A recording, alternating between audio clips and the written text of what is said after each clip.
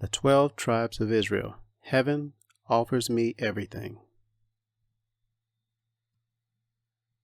Today we're going to have a discussion on the coronavirus, a pestilence, and pestilence is a judgment of the Most High. 2 Ezra 15:49. I will send plagues upon thee, widowhood, poverty, famine, sword, and pestilence, to waste thy houses with destruction and death. Isaiah 29 verses 5 and 6. Moreover, the multitude of thy strangers shall be like small dust, and the multitude of the terrible ones, the wicked ones, shall be as chaff that passeth away. Yea, it shall be at an instant suddenly. Thou shalt be visited of the Lord of hosts, armies, with thunder and with earthquake, and great noise, with storm and tempest, and the flame of devouring fire. First, we're going to have a discussion of the pestilence that is influenza and the deaths in the United States, the facts. In the box you see highlighted is hospitalizations and death. The summaries of deaths due to influenza or the flu over a 10-year period using an uncertainty interval. An uncertainty interval refers to confidence interval, the difference between the two being only philosophical rather than mathematical.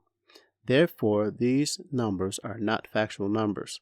Using this guess interval, the deaths are relatively small compared to the total population of over 300 million in the U.S. More to follow on the worldwide estimates. Here we see the estimated influenza disease burden in the United States. These are also estimates, essentially a guess, of flu effects, non-death related, and estimates of death using uncertainty interval. An uncertainty interval refers to the confidence interval, the difference between the two being only philosophical rather than mathematical. Below that, we see the estimate of influenza diseases burden dealing with symptomatic illnesses and medical visits. These estimates are the number of people in the population affected by symptoms of the flu and estimates of the population that sought medical relief or medication for flu symptoms using uncertainty interval. An uncertainty interval refers to the confidence interval, the difference between the two being philosophical rather than mathematical. Next, we'll look at the U.S. influenza deaths by year from 2010 to 2019. To the right, you see where the information was retrieved for the U.S. populations from 2010 to 2019. In the table at top left, we see those years, the number of estimated deaths, the U.S. population, and you also see a calculation of the percentage of the population. Using the figures of the uncertainty interval, we can calculate the percentage of U.S. population that was estimated to have died due to influenza virus, the flu. All of the percentages of the population are less than 1% of the population, 1% being 3,282,395 people. 10% would be 32,823,952. The above table shows that the estimated 34,000 deaths is only 1/100% of the population.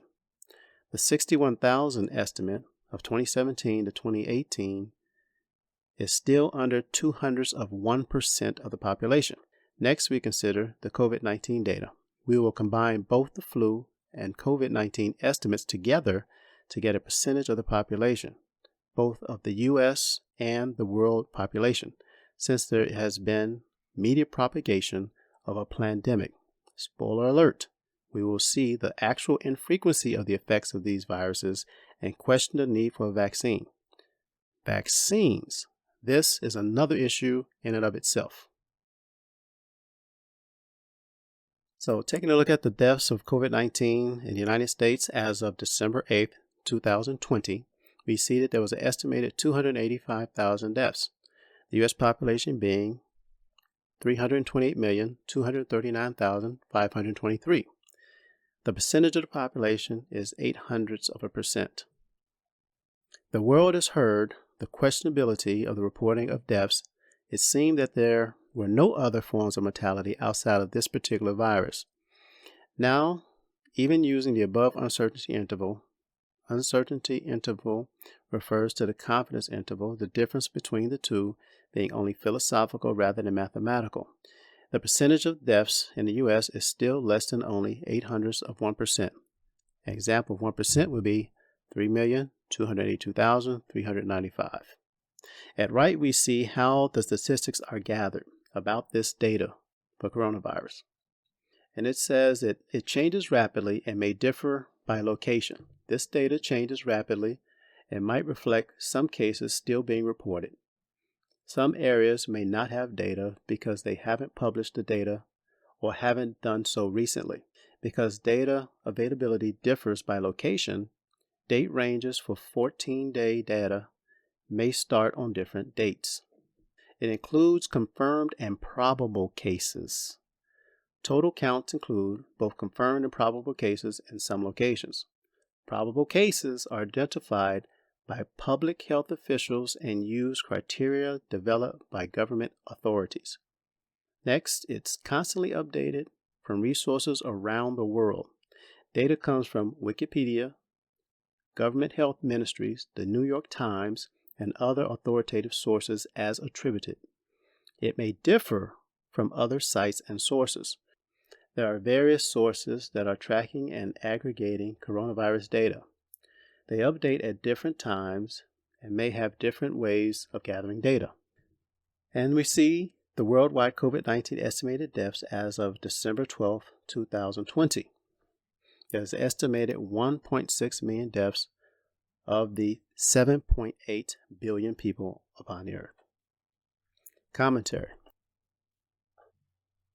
To be clear, this presentation is not discounting that there are actual deaths related to this virus, nor a lack of empathy and sympathy for those families that have suffered a loss through the death of their loved ones. The assertion here is the danger of vaccines, vaccination, and how this science works against what the Most High uses for His judgment upon the earth, and there is a nation or people that is attempting to take the place of the Most High by saying in their minds that they will ascend into heaven, exalt His throne seat above the stars of the Most High. They will sit on top of the mount of His congregation in the sides of the north. They will ascend to the heights of the clouds, and that they would be like the Most High. This is from Isaiah chapter 14, verses 13 to 14. Considering the above research, there is no need for vaccination against either of these two respiratory infections. The percentages of the population affected by influenza and coronaviruses, 337,000 over a 10-year period, added to the 285,000 for the 2020 data, total 622,000 deaths. Together equals only 0.1896% of the population today. Contrast that with 1% again, being 3,282,395. As of the current worldwide population of 7.8 billion, the current uncertainty interval of 1.6 million deaths is only 0.000205% of the worldwide population. For example, in comparison, 1% of the population would be 78 million. 0.5% of the population would be 39 million. In fact, coronavirus is simply influenza virus renamed for its purported origin in China. For influenza is known as MERS, Middle Eastern Respiratory Syndrome, in the Saudi Arabia, Iraq, Iran, etc. region, and SARS, South Asian Respiratory Syndrome, in most East Asian countries, for example, China, Thailand, Singapore, Korea, etc. Influenza, a term originating from Europeans, is sort of an umbrella term for a host of respiratory infections. Respiratory infections being various parts of the lungs, upper, lower, or bronchial, etc. The Heathen or Gentiles, origins of the word influenza. This is taken from Nieman Foundation for Journalism at Harvard University. Influenza at a glance. Where did influenza get its name? What exactly is the difference between seasonal and pandemic influenza? And what does the term pandemic mean? This page provides some answers. More information can be found throughout this online guide. The menu bar at left will help you find information quickly. On this page, influenza, the origin of the name, the invisible flu or seasonal influenza, the scary flu, pandemic influenza, a pandemic, Some think worldwide spread, others think disaster. What constitutes a pandemic? The World Health Organization's 6 phases. First, influenza, the origin of the name. Influenza earned its name from an Italian folk word that attributed colds, cough, and fever to the influence of the stars. Later, the term evolved into influenza del freddo, influence of the cold. The flu has appeared under various names through the years, including epidemic, catarrh, grippe, and sweating sickness. In the mid-17th century, New Englanders colorfully called the disease the Jolly Rant and the New Acquaintance. In England, it was called the knock-me-down fever. But the flu reaches much further back in time, historians believe, plaguing Greeks fighting in the Peloponnesian War in 430 BC and decimating Charlemagne's army in the late 8th century with the burning fever. The invisible flu, seasonal influenza. The flu is a contagious respiratory illness caused by influenza viruses. Seasonal influenza infects millions of people across the globe every year. It can cause mild to severe illness and at times can lead to death. Every year in the United States, on average, 5 to 20% of the population gets the flu. More than 200,000 people are hospitalized from flu-related complications. According to the CDC, about 36,000 people die from flu-related causes. Flu is a difficult topic because it confronts us all the time. Independent journalist Mary McKenna pointed out on New Hampshire Public Radio in September 2009, "We don't notice. It's just like the number of people who die in car crashes." Why do we get the flu over and over again? Because the influenza virus changes from year to year and over time becomes less recognizable to our immune system.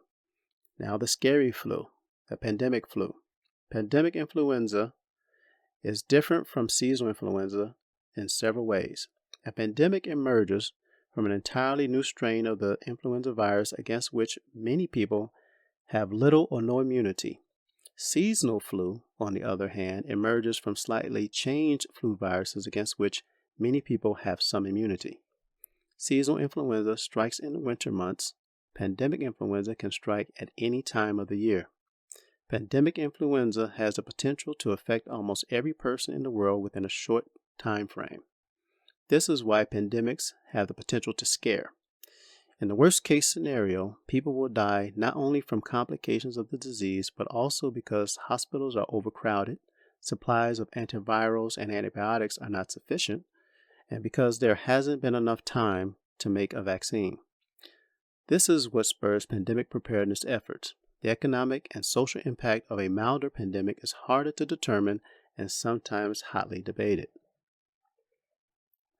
We know which high-risk groups are likely to suffer serious complications from seasonal flu. However, in a pandemic, the high-risk groups are not known, certainly not initially. In the early days of a pandemic, scientists and doctors struggle to determine who is most vulnerable as the disease spreads and kills. Knowing who is at a higher risk is important because resources, especially treatment and vaccine options, are limited in a pandemic, and more vulnerable groups are granted priority access to those resources. In addition, flu pandemics sometimes come in waves. The 1918 to 1919 Spanish flu came in 3 waves of increasing lethality. Within each wave, mortality appears to have been greater at the beginning of the wave compared to the latter. The question of what role one wave plays in creating or not creating immunity for the next wave is the subject of an intense scientific debate. A pandemic? Some think worldwide spread, others think disaster. Pandemic, from the Greek word for all and people, pandemos, is a technical term that refers to the spread of a disease across regions, while an epidemic is a greater than expected outbreak of a disease within a given population, region, and time period. A pandemic occurs when an epidemic sweeps the globe. The Merriam-Webster Dictionary defines pandemic as an outbreak of a disease occurring over a wider geographic area and affecting an exceptionally high portion of the population. The fact that the term refers only to the spread and not the severity of the disease causes considerable confusion in the early days of the 2019 H1N1 pandemic. For in public perception, many believe a pandemic can be nothing less than a major disaster. This is in part because officials have spent years preparing for a severe pandemic, not a mild one, and they have created support for their efforts by evoking images of the devastating 1918 to 1919 influenza pandemic. What constitutes a pandemic? The World Health Organization's 6 phases. In May 2009, the World Health Organization, WHO, was under pressure from some member states to change the definition of a pandemic. These countries argued that while the virus was clearly spreading to many parts of the world, the mild illness it caused in the vast majority of cases did not merit pandemic status. In the existing and in the end unchanged definition, a disease must meet the following conditions to be called a pandemic. 1. A new influenza virus subtype must emerge for which there is little or no human immunity. 2. It must infect humans and cause illness. 3. It must spread easily and sustainably among humans in at least 3 countries in at least 2 different WHO regions. In order to coordinate international outbreak surveillance and responses, the WHO uses a 6-phase model to describe the pandemic phases of an ongoing influenza outbreak. The pandemic influenza phases. Phase 1 to 3 is predominantly animal infections, few human infections. Phase 4, sustained human-to-human transmission. Phases 5 and 6, /pandemic, widespread human infection. Post-peak, possibility of recurrent events. Post-pandemic disease activity at seasonal levels. Briefly, Phase 5 is categorized by human-to-human spread of the virus into at least 2 countries in 1 WHO region. The declaration of Phase 5 is a strong signal that a pandemic is imminent and that the time available to finalize the organization, communication, and implementation of planned mitigation measures is short. Phase 6, the pandemic phase, is characterized by community-level outbreaks in at least 1 other country in a different WHO region, in addition to the criteria defined in Phase 5. Designation of this phase indicates that a global pandemic is underway. Again, these definitions of what constitutes a pandemic say nothing about severity. In May 2009, some critics argued that declaring a pandemic would frighten people even though the disease was mild. Others had different reasons to suggest changes.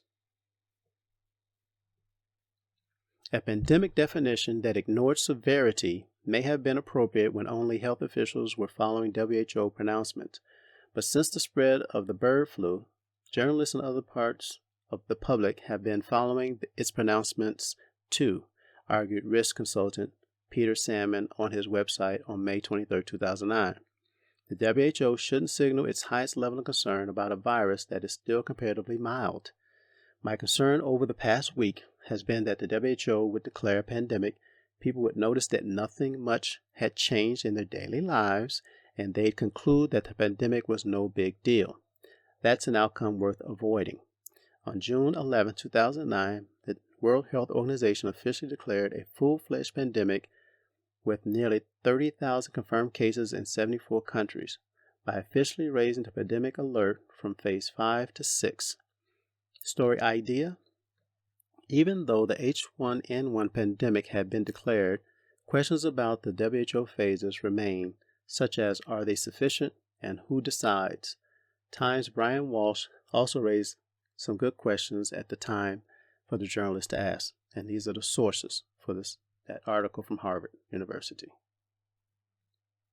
Now let's take a deeper understanding of vaccine and vaccination defined.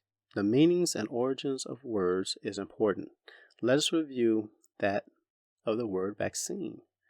The foundation of language is documented by those who defined its language and origins.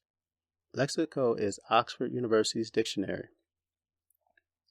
Cambridge University Press has its dictionary from which we can research changes and the meanings of words over time by what is called archaic meanings of such documented words. Etymology Online is another research tool for discovery of meanings and origins. 1. What is to occur naturally has been usurped. Looking at the definition of vaccine, we see it as a noun. The first part of the definition is a substance used to stimulate the production of antibodies and provide immunity against one or several diseases. Prepared from the causative agent of a disease, its products, or a synthetic substitute treated to act as an antigen without inducing the disease. The origin in the late 18th century from Latin vaccinus, from vacca or cow, because of the early use of the cowpox virus against smallpox. 2. Taken from animals and injected into people. Etymology Online gives a definition of vaccine. Matter used in vaccination, 1846, from French vaccin, noun use of adjective, from Latin vaccina, feminine of vaccinus, pertaining to a cow. See vaccination. 3. An attempt to go against the order of the Most High. The definition of vaccination in Etymology Online reads, 1800, used by British physician Edward Jenner, who lived from 1749 to 1823, for the technique he publicized of preventing smallpox by injecting people with a similar but much milder cowpox virus, variole vaccinae, from vaccine, pertaining to cows from cows, in 1798. From Latin vaccinus, from cows, from vacca, cow, a word of uncertain origin, a mild case of cowpox rendered one immune thereafter to smallpox. The use of the term for diseases other than smallpox is due to Pasteur, from the Oxford English Dictionary. The earlier 18th century method of smallpox protection in England was by a kind of inoculation against variolation, or variola, the medical Latin word for smallpox. There are two forms of smallpox, a mighty one that killed 2% or less of the people who got it, and a virulent form that had about a 30% mortality rate and typically left survivors with severe scarring and often blinded them. Those who got the minor form were noted to be immune thereafter to the worse.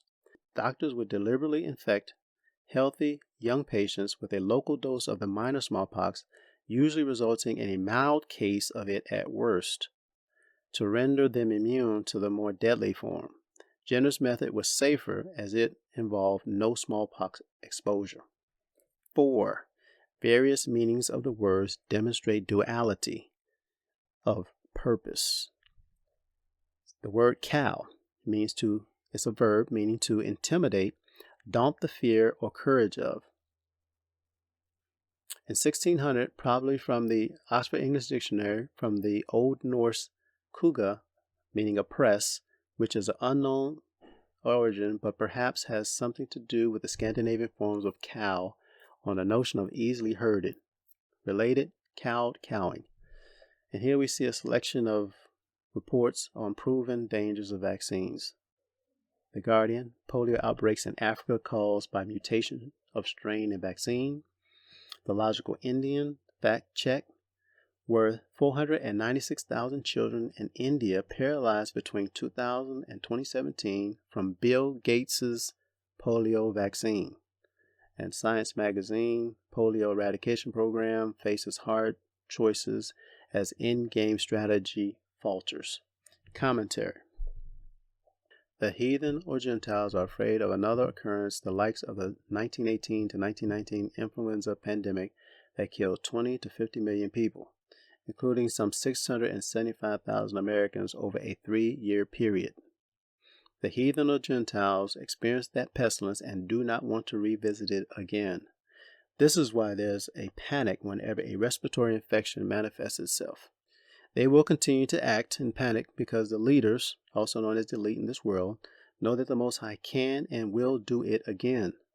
The heathen or Gentiles are extremely watchful, as we are supposed to be, as stated by Mashiach, and this is to our shame and confusion if we aren't watchful. The heathen or Gentiles are watchful of everything.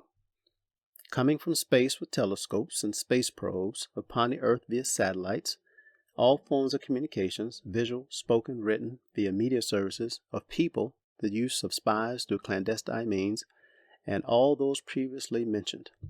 We must remember that storms, famine, sword, and pestilence are from the Most High as judgments and admonition or correction. Think about the judgment of the 1918 to 1919 influenza pandemic.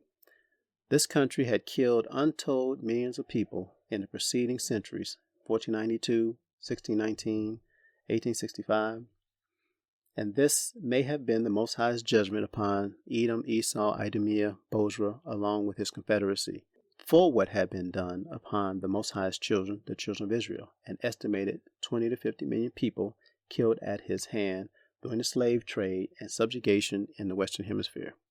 The Spanish influenza was nothing new. There was the Black Plague, the Black Death in Europe that peaked in the late 17th century to 1600s, but had been destroying all of Europe since the 1300s, wherein 25 to 50 million were killed. Notice that this is a second discovery of massive death of Europeans with this similar number. Let us review the history and notice the locations and populations affected by these pestilences. The Black Death fades, leaving half of Europe dead 1351. The plague spread significantly, begins to peter out, possibly thanks to quarantine efforts, causing the deaths of anywhere between 25 to 50 million people and leading to the massacres of 210 Jewish communities. All total, Europe had lost about 50% of its population. Notice in the box there, social distancing and quarantine were used in medieval times to fight the Black Death, 1351. With the Black Death considered safely behind them, the people of Europe faced a changed society. The combination of the massive death rate and the numbers of survivors fleeing their homes sends entrenched social and economic systems spiraling. It becomes easier to get work for better wages, and the average standard of living rises. With the feudal system dying, the aristocracy tries to pass laws preventing any further rise by the peasants, leading to upheaval and revolution in England and France. Significant losses within older intellectual communities brought on an unprecedented opportunity for new ideas and art concepts to take hold, directly leading to the Renaissance and a more youthful, enlightened period of human history. Here we see some depictions of the medieval Black Death at top right. It was airborne, scientists say. The same thing they say about coronavirus. Below that, we see the social distancing and quarantine were used in medieval times to fight the Black Death, same as today. And other scenes of Black Death below that. And below that, how 5 of history's worst pandemics finally ended. And bottom left, we see how the Black Death spread along the Silk Road, which was the trade road between European countries and Asia. And bottom right, how diseases spread. Ways people have tried to explain pandemics through history. And that's going to be covered here later. It's interesting. Google plagues in European history. When we look that up, we see the Black Death, also known as the pestilence, the great mortality, or the plague, was the deadliest pandemic recorded in human history.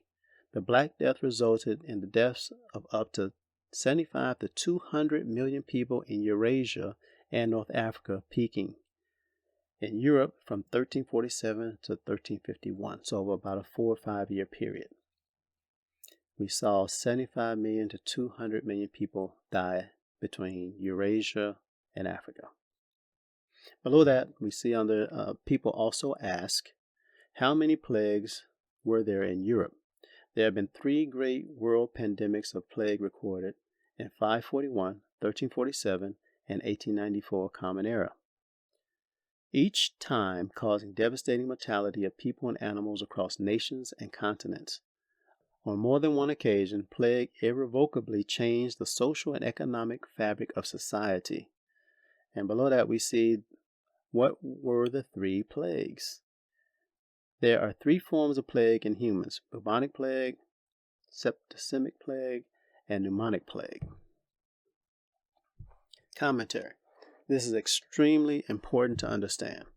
Using vaccinations, the heathen or Gentiles are attempting to fight against what the Most High brings upon them in judgment and only he can stay or stop the judgment on his own accord. These pestilences do not stop because some man or woman created a substance from the innards of cows or any other animal and injected it into people to lessen the symptoms. Vaccines have only been in existence since approximately 1798 in the use of fighting against cow smallpox or cowpox. And consider what nation or people created this abomination, what the Most High hates. Make no mistake, vaccines are not a cure. No one seems to ask what happens in the bodies of those that get a vaccine but do not get the illness for which they were vaccinated. Research recombinant DNA. Quote, DNA that has been formed artificially by combining constituents of different organisms and is used to identify, map, and sequence genes and to determine their function. Recombinant DNA probes are employed in analyzing gene expression within individual cells and throughout the tissues of whole organisms, end quote. Also known as genetic modification or genetic engineering, which is trying to play God and attempt to fight against the Most High. What was done and what is being done is unlawful according to Scripture in Leviticus 19:28, Leviticus 3:13, Leviticus 17, Leviticus 4, verses 5 and 6. Whether the method works to lessen symptoms should not be the focus. Whether it is lawful to do or not to do is the matter at hand. For example, blood transfusions and organ transplants both involve exchange of blood. Cuttings of the flesh or examples of tattoos are unlawful. The blood, one of many innards of the herd or flock, were only to be sprinkled upon the altar for appropriate sacrifices. Injecting yourself with the innards of a cow or any other animal is an example of eating or ingesting, if you research its biblical definition. Remember that the pestilences of Egypt are prophesied to return in the last days, even over 20-fold. There were only 10 plagues upon Egypt passed in Exodus chapters 7 through 12, and it is prophesied that there will be 250 plagues in the last days from the Targums of Achelis cited below. These plagues are prophesied to fall upon the ruling nation or people before, during, and after the time of the Israelites' redemption and salvation. The scriptures identify the last ruling nation or people as 1. The hammer of the earth in Jeremiah 50 and 23. 2. The nation of people are spiritually Sodom and Egypt, Revelation 11 and 8. 3. The nation is known as Babylon and the daughter of Babylon, Micah 4:10, Isaiah 47 and 1, and Psalm 137 and 8, respectively. This nation of people is not centrally located, but resides on all continents of the earth, as they were prophesied to do. That is, thy dwelling shall be the fatness of the earth, and as the dew of heaven from above, and by thy sword or weapons shalt thou live. The methods of influence include that nation of people either 1. Visit to influence, a method of getting into the land, 2. Reside, get agreement and remain in the land, or 3. Establish representatives, keeps access to the land. This is in Genesis 27 verses 38 to 40. The hammer of the earth is not alone in their conspiracy to control the earth.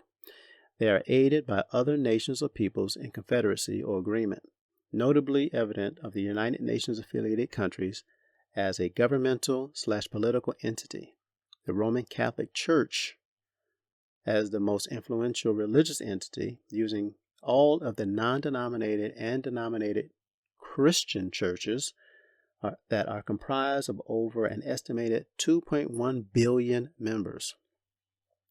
Espousing ecumenical worship, which is promoting or relating to unity among the world's Christian churches, also known as daughter churches. Through ecumenism, via the World Council of Churches and National Council of Churches, all denominations have signed agreements with the Roman Catholic Church. Catholic meaning universal. For the worship of whom? Surely not the Most High, the creator of heaven and earth, the God of power and king, ruler of Abraham, Isaac, and Israel, Jacob, and all the called and chosen seed known as the Israelites, in Deuteronomy 1 and 8, Deuteronomy 4 and 37, Deuteronomy 10 and 15. Governments and religions are systems of control. Whether good or evil is determined by their fruit. And certainly they have done and will do both good and evil as manipulations on some level. To what latter end? Now we will continue to review a short history of pestilences upon the earth. There have been 6 documented devastating plagues. Take a look back at 6 of the most infamous outbreaks of the disease once known as the Great Mortality. This was written by Evan Andrews, updated August 22, 2018, originally from October 12, 2016. The Plague of Justinian. Here is a painting of the plague in Constantinople. Justinian, who lived from 482 to 565 AD, is often credited as the most influential Byzantine emperor, but his reign also coincided with one of the first well-documented outbreaks of plague. The pandemic is believed to have originated in Africa and then spread to Europe through infected rats on merchant ships. It reached the Byzantine capital of Constantinople, Turkey today, in 541 AD, and was soon claiming up to 10,000 lives per day. So many that unburied bodies were eventually stacked inside buildings or left in the open. According to the accounts by the ancient historian Procopius, the victims demonstrated many of the classic symptoms of bubonic plague, including sudden fever and swollen lymph nodes. Justinian himself was stricken and managed to recover, but over a third of Constantinople's residents were not so lucky. Even after it subsided in Byzantium, the plague continued to reappear in Europe, Africa, and Asia for several years, causing widespread famine and devastation. It is believed to have killed at least 25 million people, but the actual death toll may have been much higher. 2. The Black Death. A scene from the plague in Florence.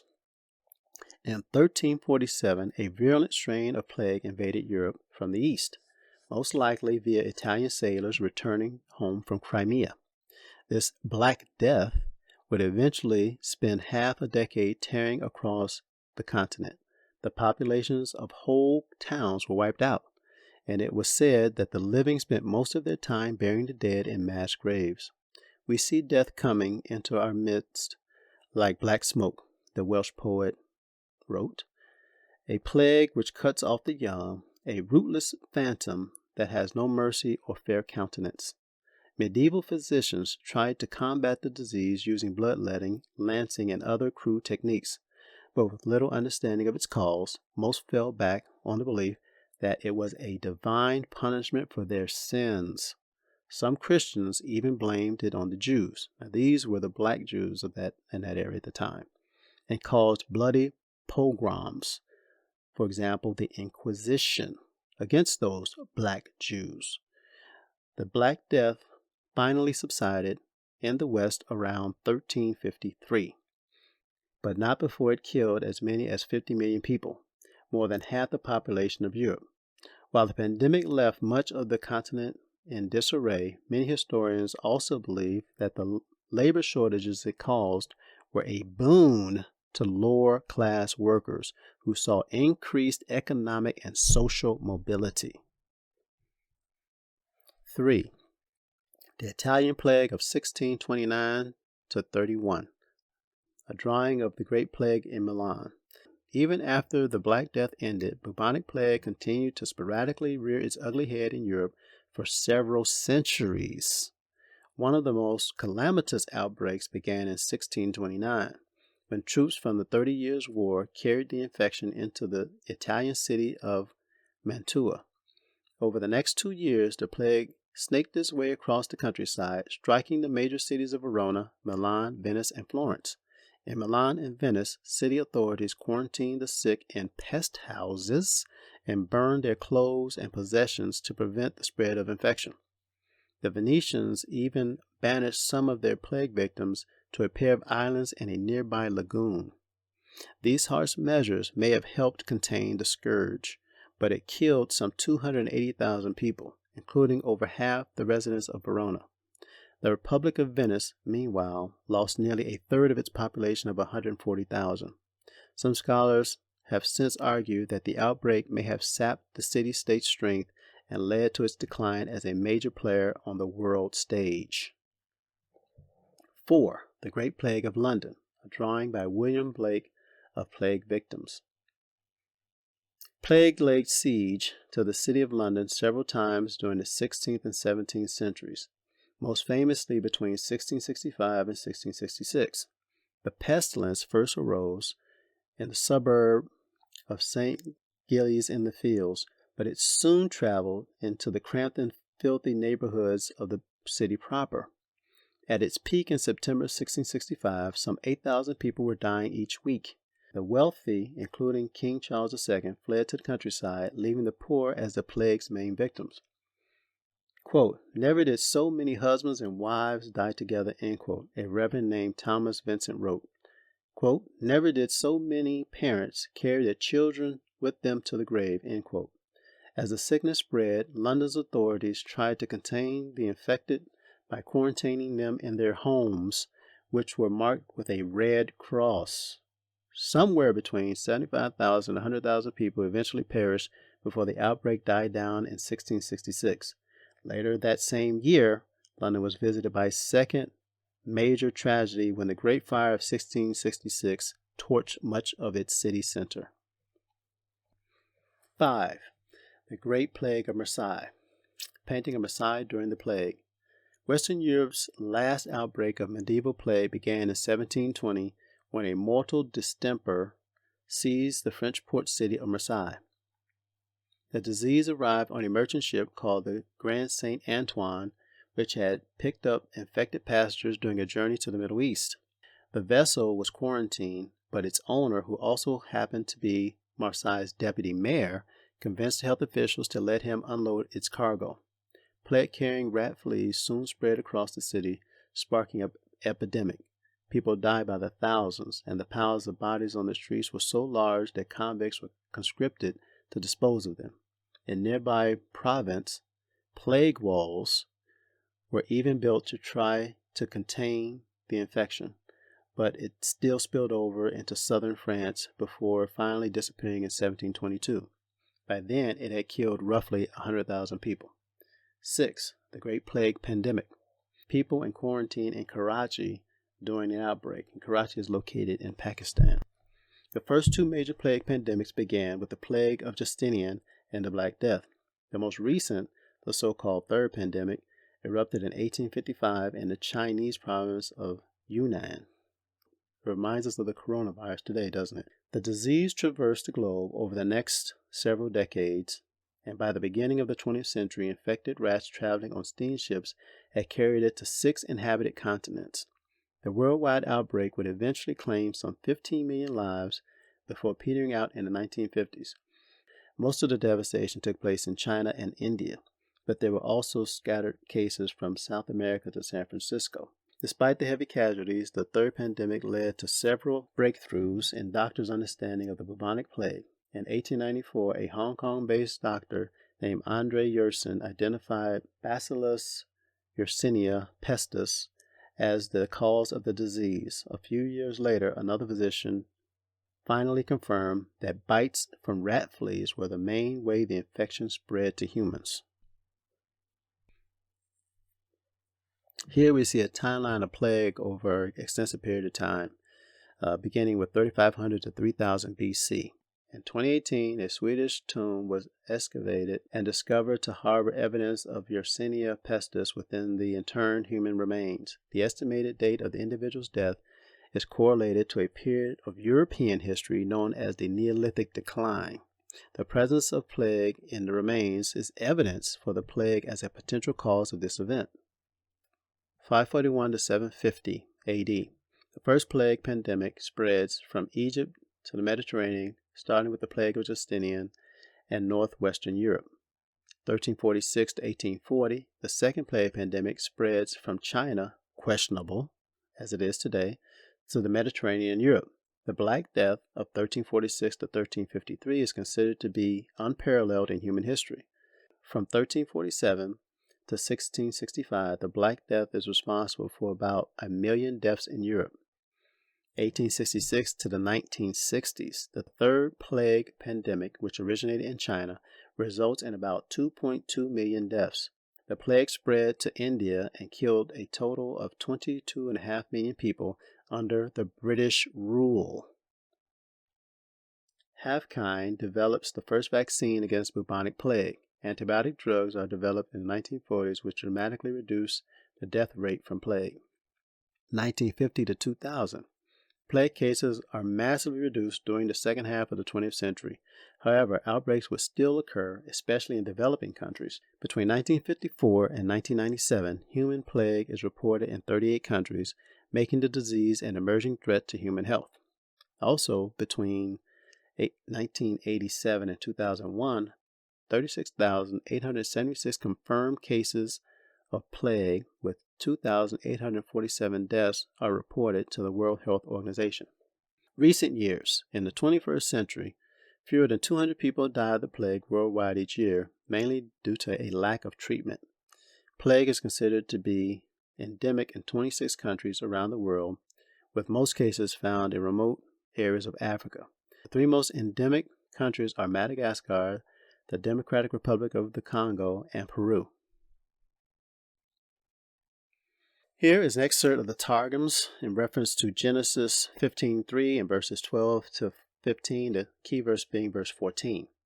And Abram said, Behold, to me thou hast not given a son, and behold, the manager of my house will be my heir. And when the sun was nearing to set, a deep sleep was thrown upon Abram, and behold, 4 kingdoms arose to enslave his children: terror, which is Babel; darkness, which is Madai; greatness, which is Javan; decline, which is Pharis, which is to fall and to have no uplifting, and from whence it is to be that the children of Israel will come up. And he said to Abram, knowing thou must know that thy sons shall dwell in a land not their own, because thou hast not believed, and they will subjugate and afflict them 400 years.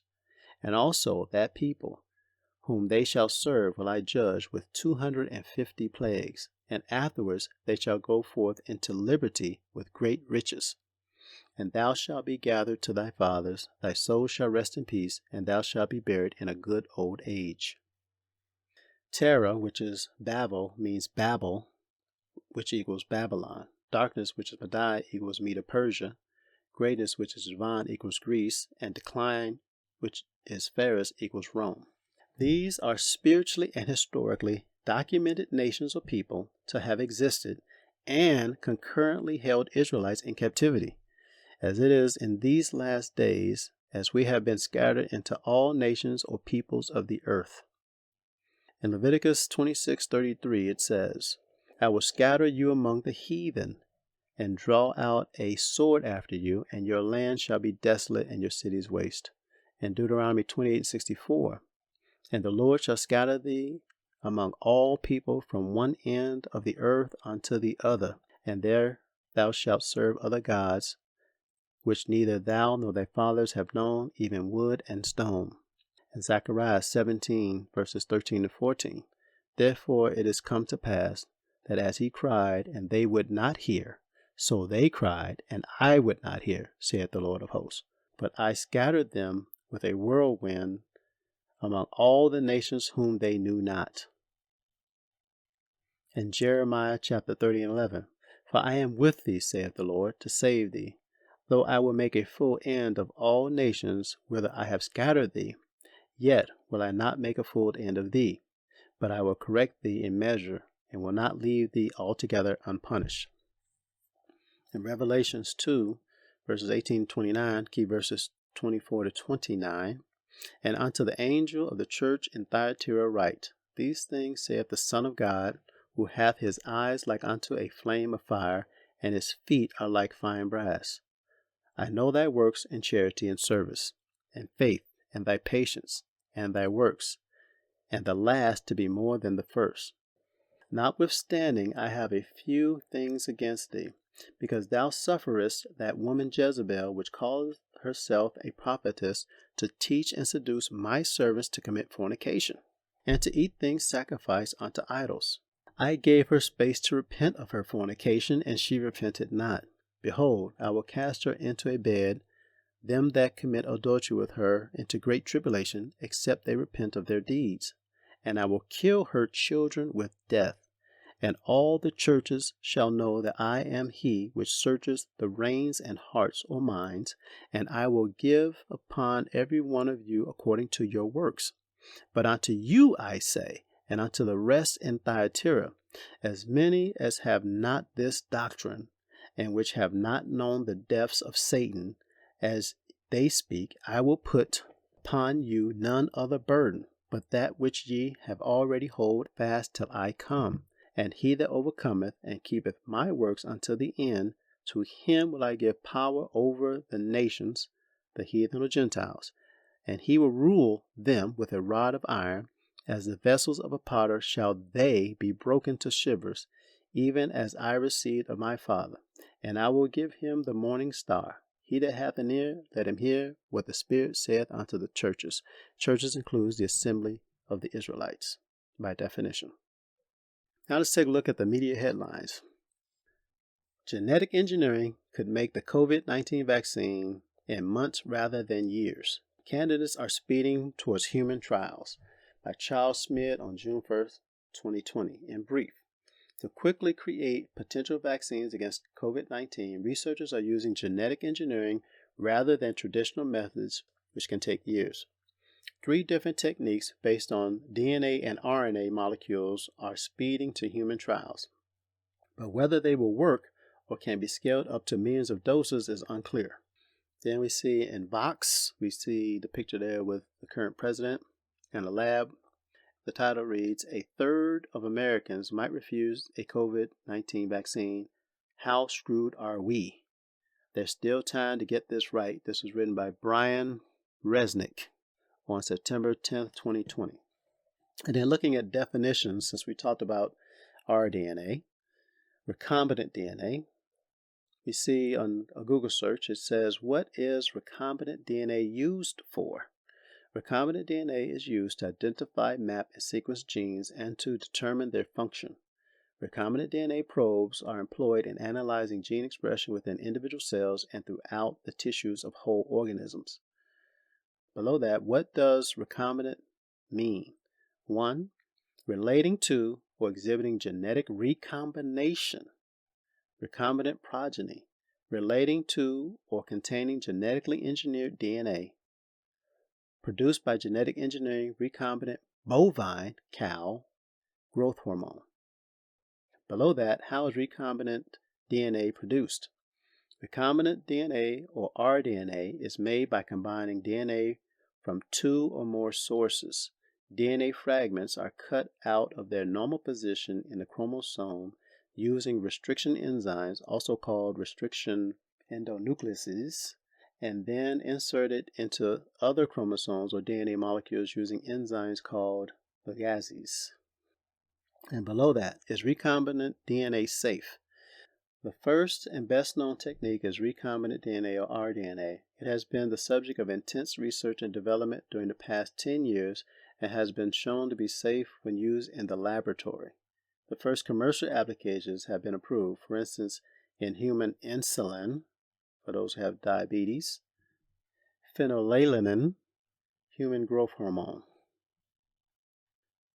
We have to ask ourselves, why is the coronavirus vaccine free when all other vaccinations cost you or your medical insurance? As in the days of Noah. What is the recombinant DNA technology in the COVID vaccine? Recombinant DNA Genetic Engineering, written by Anthony J.F.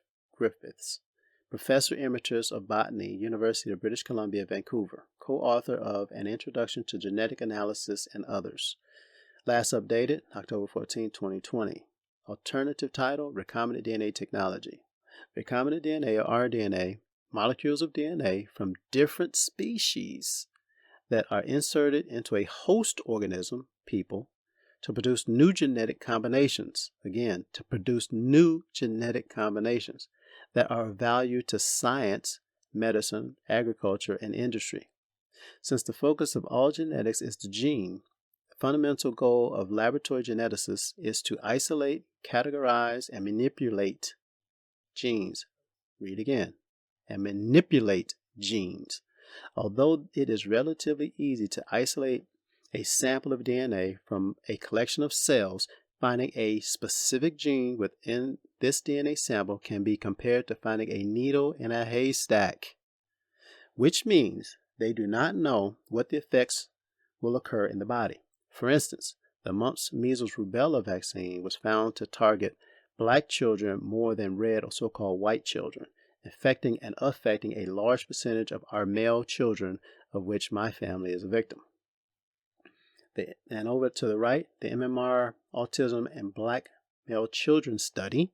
The results were, when comparing cases and controls receiving the first MMR vaccine before and after 36 months of age, there was a statistically significant increase in autism cases, specifically among African American males who received their first MMR prior to 36 months. Relative risk for males in general and African American males were 1.69 and 3.36 respectively. So basically about twice as many times, nearly twice as much. Additionally, the African American males showed an odds ratio of 1.73, again, almost double, for autism cases in children receiving their first MMR vaccine prior to 24 months of age versus 24 months of age and thereafter. The conclusion of the study. The present study provides new epidemiological evidence showing that African American males receiving the MMR vaccine prior to 24 months of age or 36 months of age are more likely to receive an autism diagnosis. This article is from the National Institute of Health, NIH, but this article was retracted in August of 2014. And the title of that retraction reads, Expression of Concern, Measles, Mumps, Rubella Vaccination Timing, and Autism Among Young African Boys, a Reanalysis of CDC Data. So the original study was a study of CDC data. And it reads in an abstract, the publisher of this article has serious concerns about the validity of its conclusions because of the possible undeclared competing interests of the author and peer reviewers. The matter is undergoing investigation. In the meantime, readers are advised to treat the report conclusions of this study with caution. Further action will be taken, if appropriate, once our investigation is complete. And we haven't heard anything since about that one. Summary commentary and scriptures. One must consider that Europe is an area that we, the children of Israel, were also scattered. We eventually became the rulers of the land, but were in sin. Sin led to our subsequent oppression via expulsion and scattering upon the African continent by the Europeans, Spain, Portugal, and Great Britain. Before this, Arab oppressors scattered us during the Arab slave trade via Islamic domination throughout the African continent and into Eastern and Western Europe. The Arab slave trade of the 1600s to present, for example, in Libya and Mauritania, scattered us before the transatlantic slave trade of the 1400s to 1800s by the European oppressors. This is from a book, The Legacy of Arab Islam in Africa, A Quest for Interreligious Dialogue, A Quest for Interreligious Dialogue and Slavery, Terrorism, and Islam. The home base of the greatest oppressors on the earth are from Europe, who have nearly complete control of the earth. The exception being the Arab nations because of their religion and the Chinese because of their covetousness or desire to be the next world power by subjugating the United States. There is the presence of European influence in Korea, South Korea. China is a major trade partner but not beholden to the Europeans as of yet. Recall the method used to subjugate Japan, the 2 atomic bombs. Now, there is a run on the continent of Africa by the more powerful nations or peoples. The host of Europeans, Chinese, and Russians, and a European outlier, this is likely simply deception since Esau, Edom, Idumea, Bozrah is extremely clever. The following selections of scripture is our faith, patience, hope, and comfort until we are redeemed and saved by our Father, the Most High, by His Son, Yahushua, our Savior. The legend, the text highlighted in green pertains to the Most High or Israel. The text highlighted in red pertains to the Heathen or Gentiles, the non-Israelites. And the verse in parentheses is a key verse. Psalm 2, key verse 1. Why do the heathen, non-Israelites rage, and the people, Israelites, imagine a vain or meaningless thing? The kings of the earth set themselves, the heathen or Gentile rulers position themselves, and the rulers take counsel together against the Lord and against his anointed, saying, let us break their bands asunder, evidence that the Israelites had the heathen under subjection, and cast away their cords from us. He that sitteth in the heavens shall laugh. The Lord shall have them in derision, or ridicule, or mockery. Then shall he speak unto them in his wrath, and vex them in his sore displeasure. Yet have I set my king upon my holy hill of Zion, another name for Israel. I will declare the decree. The Lord hath said unto me, thou art my son. This day have I begotten thee. Ask of me, and I will give thee the heathen for thine inheritance, and the uttermost parts of the earth for thy possession. Thou shalt break them with a rod of iron. Thou shalt dash them in pieces like a potter's vessel. Be wise now, therefore, O ye kings. Be instructed, ye judges of the earth. Serve the Lord with fear, and rejoice with trembling. Kiss the Son, lest he be angry, Hamashiach, Messiah, and ye perish from the way, when his wrath is kindled but a little. Blessed are all they that put their trust in him, the Son. And Psalm 46, key verse 6. The Most High is our refuge and strength, a very present help in trouble. Therefore will not we fear, though the earth be removed, and though the mountains be carried into the midst of the sea, though the waters thereof roar and be troubled, though the mountains shake with the swelling thereof, Selah. There is a river, the streams whereof shall make glad the city of the Most High, the holy place of the tabernacles of the Most High. The Most High is in the midst of her. She shall not be moved. The Most High shall help her, and that right early. The heathen raged, the kingdoms were moved. He uttered his voice, the earth melted. The Lord of hosts is with us. The Most High of Jacob is our refuge, Selah. Come, behold the works of the Most High, what desolations he hath made in the earth. He maketh wars to cease unto the end of the earth. He breaketh the bow, he cutteth the spear in sunder. He burneth the chariot in the fire. Be still and know that I am the Most High. I will be exalted among the heathen. I will be exalted in the earth. The Lord of hosts is with us. The Most High of Jacob is our refuge, Selah. 12 tribes of Israel. Heaven offers me everything. Shalom and Berakah.